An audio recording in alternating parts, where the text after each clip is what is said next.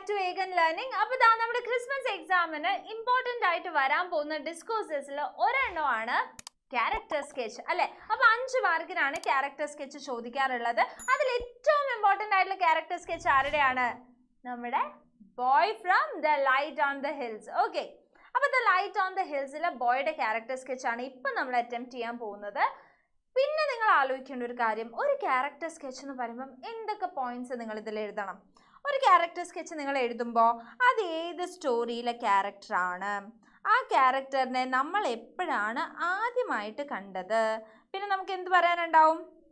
Yes, ആ ആളെ കാണാൻ എങ്ങനെയാണ് അല്ലേ, അത് നമുക്ക് പറയാനുണ്ടാവും. ആളുടെ ഫിസിക്കൽ ഫീച്ചേഴ്സ് നമുക്ക് പറയാനുണ്ടാവും. പിന്നെ ആൾക്ക് എന്തെങ്കിലുമൊക്കെ ചേഞ്ച് വന്നിട്ടുണ്ടാവും അല്ലേ, ആ ചേഞ്ച് നമ്മൾ പറയണം.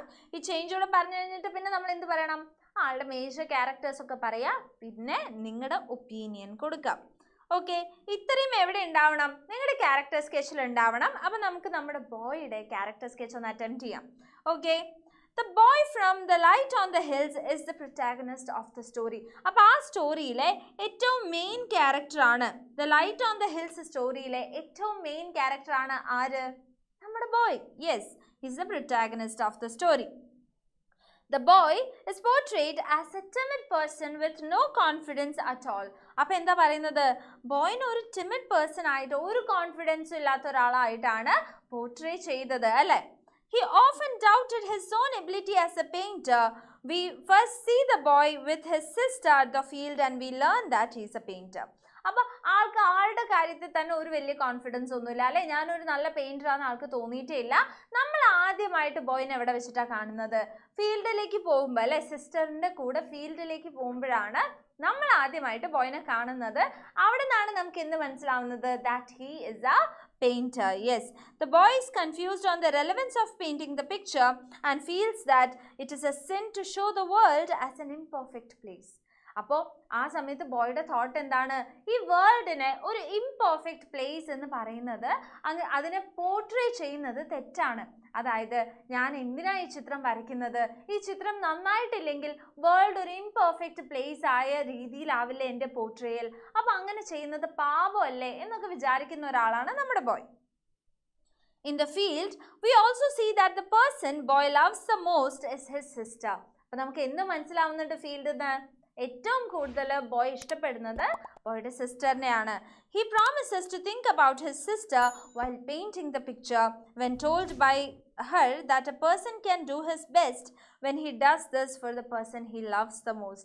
അപ്പം സിസ്റ്റർ എന്ത് പറയുന്നുണ്ട് ബോയിനോട്? നമ്മളൊരു കാര്യം ചെയ്യുമ്പോൾ നമ്മളത് നമുക്ക് ഏറ്റവും ഇഷ്ടമുള്ള ആൾക്ക് വേണ്ടി ചെയ്യുകയാണെങ്കിൽ നമുക്ക് ദ ബെസ്റ്റ് ആയിട്ട് ചെയ്യാൻ പറ്റും എന്ന് സിസ്റ്റർ പറയുമ്പം ബ്രദർ എന്താ പറയുന്നത്? എന്നാൽ ഞാൻ നിന്നെ ആലോചിച്ചിട്ട് ആ ചിത്രം വരയ്ക്കാം എന്ന് പറയുന്നുണ്ട്. After the death of his sister, we find him desperate and grieving. അപ്പോൾ ആ സിസ്റ്റർ മരിച്ചതിന് ശേഷം ബ്രദർ ആകെ ഡെസ്പെറേറ്റ് ആയി പോവാണ് അല്ലേ, ഫുൾ ടൈം ഗ്രീവ് ചെയ്തുകൊണ്ടിരിക്കുകയാണ്, കോൺഫിഡൻസ് മൊത്തത്തിൽ നഷ്ടപ്പെട്ടു പോവാണ്. He mustered up the courage to go to the fields again and paints the best painting. അപ്പോൾ എല്ലാ ധൈര്യവും പിടിച്ച് എവിടേക്ക് പോവാണ്? ഫീൽഡിലേക്ക് പോയിട്ട് രണ്ടാമത് ആ പെയിൻറ്റിങ്ങിൽ വർക്ക് ചെയ്യാൻ തുടങ്ങുകയാണ്. He has ever done. So it was the best painting he has ever done. He confuses the strange energy in him. അതിനിടയ്ക്ക് he feels that there is a strange energy in him, right? അപ്പോൾ ആ ഒരു strange energy എന്തായിട്ടാണ് ആൾ confused ആവുന്നത്? As his pain, sister പോയ pain ആയിട്ട്, ആ pain ആണ് ആളെ മോട്ടിവേറ്റ് ചെയ്തത് എന്നാണ് ആൾ വിശ്വസിക്കുന്നത്. Only to be reminded by his heart that it was love. പക്ഷേ ആളുടെ ഹൃദയം തന്നെ എന്ത് പറയുന്നുണ്ട്? അത് സ്നേഹമായിരുന്നു എന്ന് പറയുന്നുണ്ട്. The encouragement from his sister made him a perfect artist. We learned through the boy that hard work and dedication along with love makes it perfect. When love accompanies happiness, it is heaven. അപ്പോൾ ഇതൊക്കെ നമ്മൾ എവിടെ നിന്ന് പഠിക്കുന്നുണ്ട്? ഈ ബോയിലൂടെയാണ് നമ്മൾ പഠിക്കുന്നത് അല്ലേ. അപ്പോൾ നമ്മൾ എന്ത് പറയണം? ബോയ് ആക്ച്വലി നമ്മൾ ഇതൊക്കെ പഠിപ്പിച്ചിട്ടുണ്ടെന്ന് പറയണം. Okay, thus the boy is the perfect embodiment of the relevance of motivation, dedication and love in a person's life. അപ്പോൾ ആ ബോയ് അവിടെ എന്തിനാണ് സിംബലൈസ് ചെയ്യുന്നത്? Motivation, dedication and love. ഈ 3 ഫീലിങ്സിനെയും അവിടെ ആ ബോയ് എടുത്ത് കാണിക്കുന്നുണ്ട്. Okay, he is my favourite character in the story. അപ്പം നമ്മൾ എന്തുകൊണ്ടാണ് അവൻ നമ്മുടെ ഫേവറേറ്റ് ക്യാരക്ടർ ആയത്? അവൻ ഡെഡിക്കേഷൻ്റെയും മോട്ടിവേഷൻ്റെയും ലവിനെയും അവിടെ സിംബലൈസ് ചെയ്ത് നിൽക്കുന്നുണ്ട്. He is I favourite character. Okay, അപ്പോൾ നിങ്ങൾക്ക് ക്യാരക്ടർ സ്കെച്ച് ക്ലിയർ ആണെന്ന് വിചാരിക്കുന്നു. ഇത്രയും പോയിന്റ്സ് ക്ലിയർ ആയിട്ട് ക്യാരക്ടർ സ്കെച്ചിൽ കൊടുക്കണം. ആൻഡ് വീഡിയോ നിങ്ങൾക്ക് ഇഷ്ടപ്പെട്ടാൽ ലൈക്ക് ചെയ്യുക, മാക്സിമം ഫ്രണ്ട്സിന് ഷെയർ ചെയ്യുക, ചാനൽ സബ്സ്ക്രൈബ് ചെയ്തിട്ടില്ലെങ്കിൽ സബ്സ്ക്രൈബ് ചെയ്യുക. ആൻഡ് ഏത് ക്യാരക്ടർ സ്കെച്ചാണ് ഇനി നിങ്ങൾക്ക് വേണ്ടത് എന്ന് താഴെ കമൻറ്റ് ചെയ്യുക.